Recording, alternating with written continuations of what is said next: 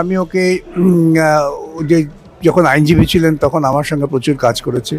সৎ আইনজীবী, আইনের প্রতি ওর দখল আছে এবং উনি লড়াই করেছেন যতদিন আমি দেখেছি, এমনকি বিচারপতি হওয়ার পরে ওর একটা দুর্নীতির বিরুদ্ধে লড়াইয়ের একটা প্রবণতা আছে এবং সেই লড়াইটা তিনি করেছেন। এটা অত্যন্ত প্রশংসাযোগ্য ভূমিকা এবং সাংবিধানিক কোর্ট কত ক্ষিপ্রতার সঙ্গে কাজ করতে পারেন তার উনি দৃষ্টান্ত স্থাপন করেছেন এবং সেটা ইদানিংকালে বহু জজই গ্রহণ করেছেন যে এই পদ্ধতি হয়।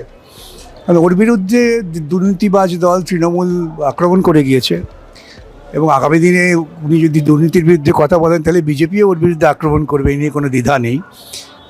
তো যতদিন আদালতের প্রাঙ্গণে ছিলেন, আইনি পেশা ছিলেন, ততদিন লড়াই করেছেন।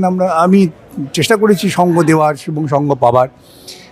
যখন এই রাজনৈতিক ময়দানে নেমেছেন আরও বৃহত্তর ক্ষেত্র, সেখানে রাজনৈতিক মতাদর্শের লড়াই।